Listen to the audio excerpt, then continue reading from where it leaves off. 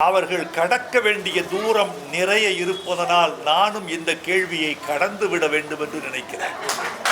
தம்பி, ஒரு இசையமைப்பாளனுக்குள் ஒரு கவிஞன் இருக்கக்கூடாதா? ஒரு நடிகனுக்குள் ஒரு பாடகன் இருக்கக்கூடாதா? ஏன் பாட்டு பாடியவர்கள் தானே ஒரு காலத்தில் கதாநாயகர்கள். தியாகராஜ பாகவதன் நடிகர் மட்டுமா? பாடகரும் கூட. பியு சின்னப்பா நடிகர் மட்டுமா? பாடகரும் கூட. அதனால் ஒருவனுக்குள் பல திறமைகள் இருக்கலாம், அதை எப்போதாவது பயன்படுத்தலாம், தப்பில்லை. மீண்டும் மீண்டும் வந்து பார்க்கிறார், குடும்பத்தோடு பார்க்கிறார். ரசிகருக்கு பிடிக்கவில்லை என்றால் நிறுத்தி கொள்கிறார். நல்ல படம் கெட்ட படம், அல்லது இந்த வார்த்தையை விட ரசிகனுக்கு பிடித்த படம் ரசிகனுக்கு பிடிக்காத படம் என்றுதான் நாம் பிரித்து கொள்ள வேண்டுமே தவிர பிறமொழி படம் தமிழ் மொழி படம் என்றெல்லாம் இல்லை. தக்காளி எங்கு விளைந்தால் என்ன, சரியான பதத்தில் இருந்தால் அது பெங்களூர் தக்காளியோ தர்மபுரி தக்காளியோ தேனி தக்காளியோ தேவையில்லை, ஆந்திரா தக்காளியோ. தக்காளி நன்றாக இருந்தால் ரசம் நன்றாகவே இருக்கும். பள்ளியில் படிக்கிற சில பெண்கள், இவர்கள் எல்லோரும் போதை பழக்கத்திற்கு ஆளாகிற சூழல் இருக்கிறது என்ற ஒரு கொடுஞ்செய்தி நம் சமூகத்தையே பாதிக்கிறது.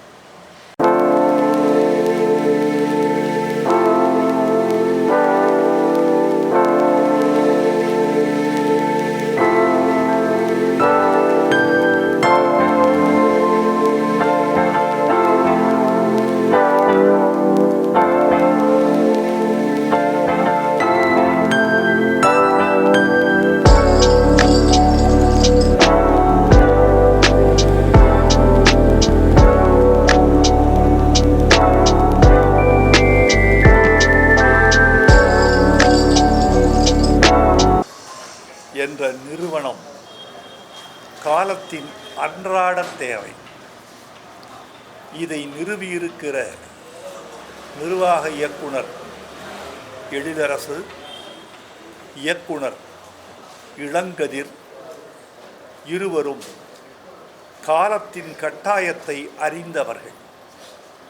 இந்த நிறுவனம் என்ன செய்கிறது என்றால், இன்றைக்கு ஒவ்வொரு குடும்பத்திலும் கணவன் மனைவி இருவருமே பணிக்கு செல்வதனால் இல்லத்தை கவனிக்கவும் பிள்ளைகளை பொறுப்பேற்று கொள்ளவும் முதியவர்களை பேணவும் ஆளில்லாத ஒரு தலைமுறை உருவாகி கொண்டிருக்கிறது.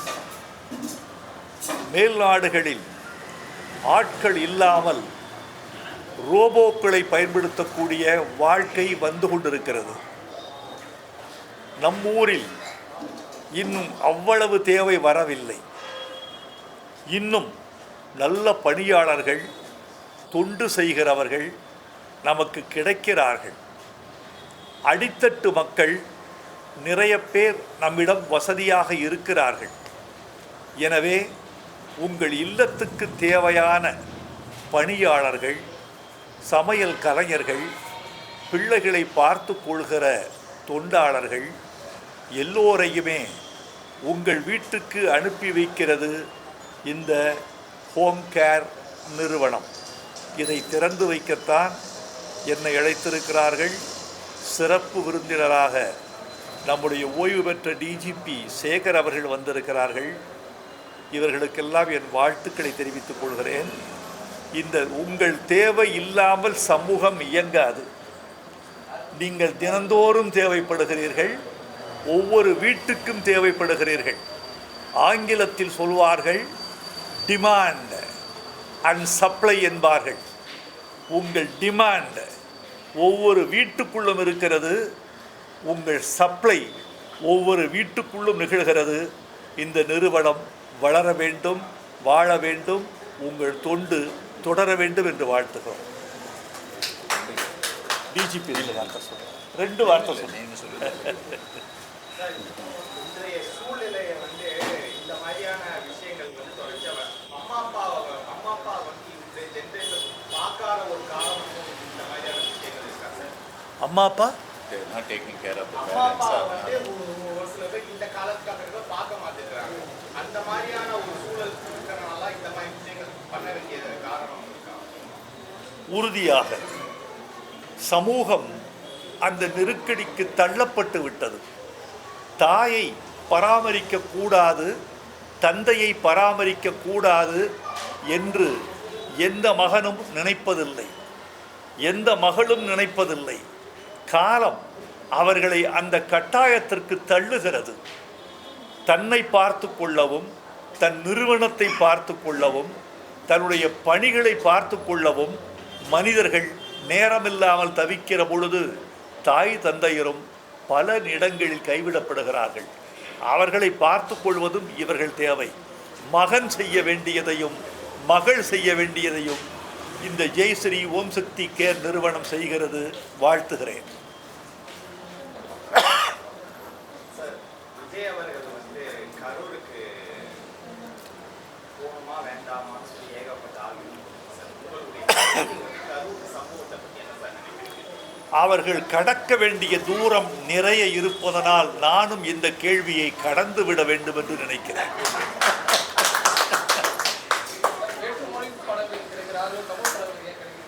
அப்படியெல்லாம் இல்லை. ஆதரவு என்பது நல்ல படம், சரியில்லாத படம் என்பதை பொறுத்துத்தான் ஆதரவே தவிர தமிழ் படம் பிறமொழி படம் என்று வேறுபாடு இருப்பதாக நினைக்கவில்லை. ரசிகனுக்கு பிடித்தால் பார்க்கிறான், மீண்டும் மீண்டும் வந்து பார்க்கிறான், குடும்பத்தோடு பார்க்கிறான். ரசிகனுக்கு பிடிக்கவில்லை என்றால் நிறுத்தி கொள்கிறான். நல்ல படம் கெட்ட படம் அல்லது இந்த வார்த்தையை விட ரசிகனுக்கு பிடித்த படம் ரசிகனுக்கு பிடிக்காத படம் என்றுதான் நாம் பிரித்து கொள்ள வேண்டுமே தவிர பிறமொழி படம் தமிழ் மொழி படம் என்றெல்லாம் இல்லை. தக்காளி எங்கு விளைந்தால் என்ன, சரியான பதத்தில் இருந்தால் அது பெங்களூர் தக்காளியோ தர்மபுரி தக்காளியோ தேனி தக்காளியோ தேவையில்லை, ஆந்திரா தக்காளியோ. தக்காளி நன்றாக இருந்தால் ரசம் நன்றாகவே இருக்கும்.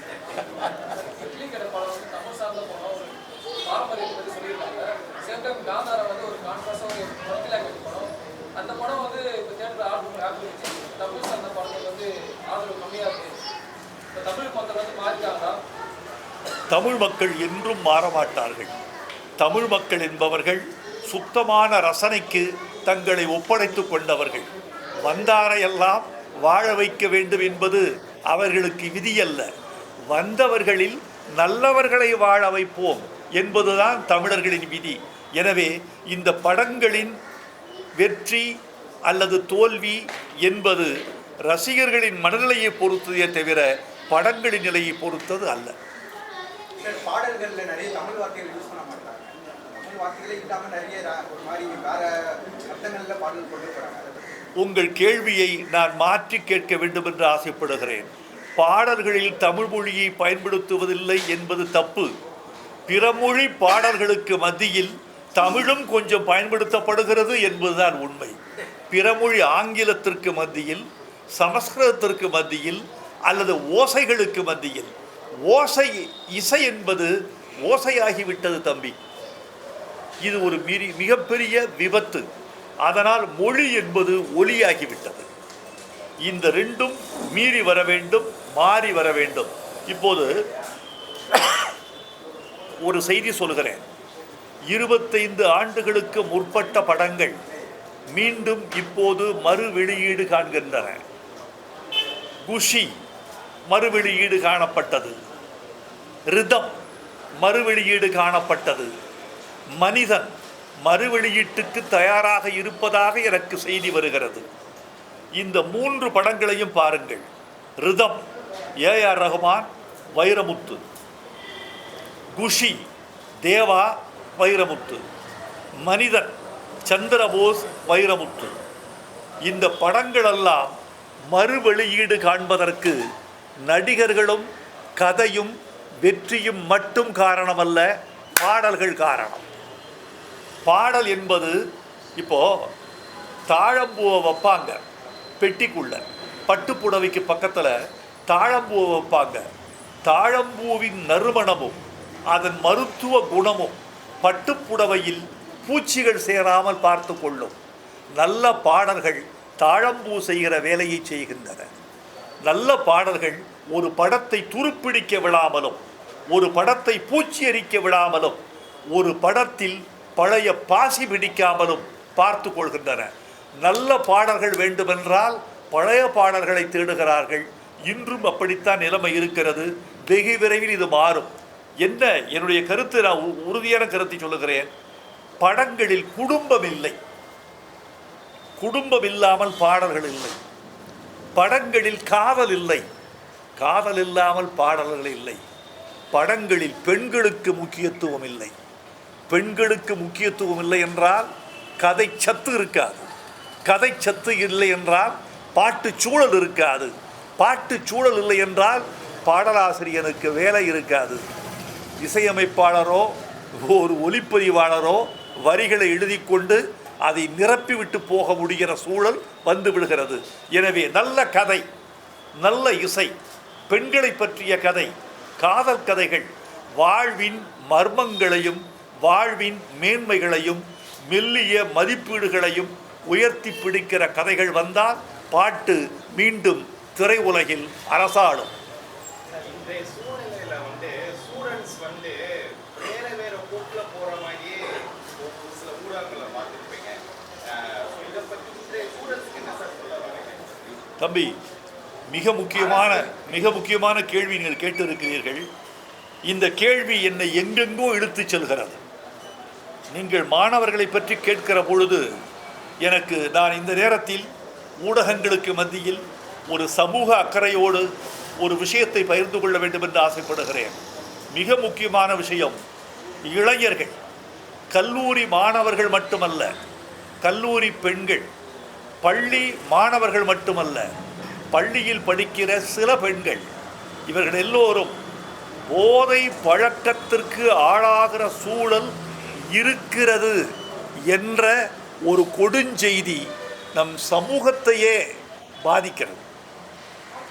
ஒரு நல்ல இளைஞன் கல்வி கற்க வேண்டிய வயதில், பாசத்தை கற்றுக்கொள்ள வேண்டிய வயதில், உழைப்பை கற்றுக்கொள்ள வேண்டிய வயதில், எதிர்கால லட்சியங்களை கற்றுக்கொள்ள வேண்டிய வயதில், காதலை கூட அனுபவிக்க வேண்டிய வயதில் போதைக்கு போய்விட்டான் என்றால் அவனுடைய அத்தனை விதமான சக்திகளும் அழிக்கப்பட்டு விடுகின்றன அல்லது சிதைக்கப்பட்டு விடுகின்றன.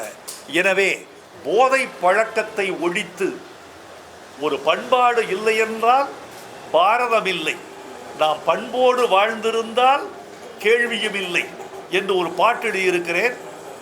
ராஜா சின்ன ரோஜா என்று நினைக்கிறேன், ரஜினி படம். அந்த பாட்டை திருப்பி போடுங்க, அடிக்கடி பயன்படுத்துங்க. பண்பாடு இல்லை என்றால் பாரதம் இல்லை. அந்த பண்பாடு என்ன பண்பாடு? போதைக்கு எதிரான பண்பாடு. எனவே மாணவ சமுதாயத்தை மாற்ற வேண்டுமென்றால் போதையில்லாத தமிழ்நாட்டை நாம் உருவாக்கக்கூடிய லட்சியத்தை பெற்றோர்கள், ஆசிரியர்கள், மாணவர்கள், அரசு என்ற 4 விதமான கூட்டணியில் இயங்கினால்தான் இதிலிருந்து நாம் மீண்டு வர முடியும். மாணவ சமுதாயத்தை ஒளிபடைத்த கண்ணினாய் வா, உறுதி கொண்ட நெஞ்சினாய் வா, கழிபடைத்த மதியினாய் வா என்று பாரதி அழைத்தானே, அந்த சமுதாயத்தை நாம் மீண்டும் விழிக்க முடியும். அந்த மாணவர்கள் இந்த அரசாங்கம் தேவையில்லை, வேற ஒரு அரசாங்கம் தேவை அப்படின்னு சோசியல் மீடியால ஏகப்பட்ட பேர் ஒரு சில நபர்களை பற்றி பேசுறாங்க. இதை பற்றி உங்களுக்கு கருத்து என்ன? உங்கள் பெயரில் உங்கள் கேள்வி, அந்த ஒரு சில என்ற வார்த்தையை நான் அடிக்கோடிட்டுக் கொள்கிறேன். ஒரு சில பேர்கள் அப்படி சொல்லலாம். சமூக ஊடகங்கள் அத்தனையும் மெய்யை சொல்கின்றன என்று சொல்லிவிட முடியாது. சமூக ஊடகங்கள் உண்மைக்கு விரோதமாகவும் பல செய்திகளை பரப்புகின்றன, தேவையற்ற செய்திகளையும் பரப்புகின்றன. நான் அண்மையில் ஒரு விழாவில் பேசினேன். இந்த சமூக ஊடகங்களில் இளம் பிள்ளைகள், குழந்தைகள் சென்று சேருவதற்கு சமூக ஊடகங்களை நீங்கள் தூய்மையாக வைத்திருக்க வேண்டும் என்று கேட்டுக்கொண்டேன். குழந்தைகளை சாக்கடைக்கு பக்கத்தில் எந்த தாயாவது விளையாட விடுவாளா?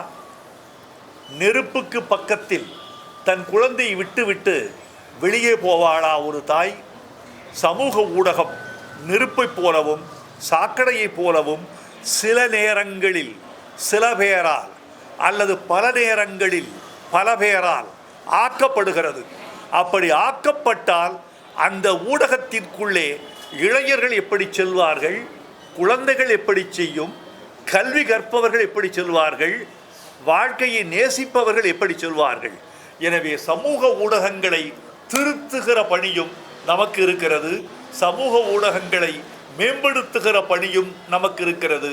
சமூக ஊடகம் ஒரு விடுதலையை கொடுத்திருக்கிறது, உண்மையாக ஒரு பெரிய விடுதலையை கொடுத்திருக்கிறது. அந்த விடுதலை இந்தியாவுக்கு வழங்கப்பட்ட விடுதலையை போல தப்பாக ஆகிவிடக்கூடாது. கவனம். சார், பாடல் ஆசிரியருக்கு வேலை இல்லைன்னு சொன்ன மாதிரி சொன்னீங்க. இப்போ இருக்கிற இளம் இசையமைப்பாளர்கள் அவங்களே பாடல் வரிகள் எழுதுறதுனாலையும் இல்ல நடிகர்கள் பாடல் வரிகள் எழுதுறதுனால தான் இந்த பிரச்சனை நடக்குது. இல்லை தம்பி, ஒரு இசையமைப்பாளனுக்குள் ஒரு கவிஞன் இருக்கக்கூடாதா? ஒரு நடிகனுக்குள் ஒரு பாடகன் இருக்கக்கூடாதா? ஏன் பாட்டு பாடியவர்கள் தானே ஒரு காலத்தில் கதாநாயகர்கள். தியாகராஜ பாகவதர் நடிகர் மட்டுமா? பாடகரும் கூட. பியு சின்னப்பா நடிகர் மட்டுமா? பாடகரும் கூட.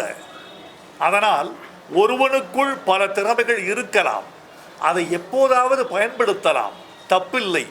தானே எல்லாவற்றையும் செய்வோம் என்கிறவர்கள் மற்றவர்களுக்கும் வாய்ப்பு தர வேண்டும் என்று தங்களை கொஞ்சம் தியாகம் செய்தால் நல்லது.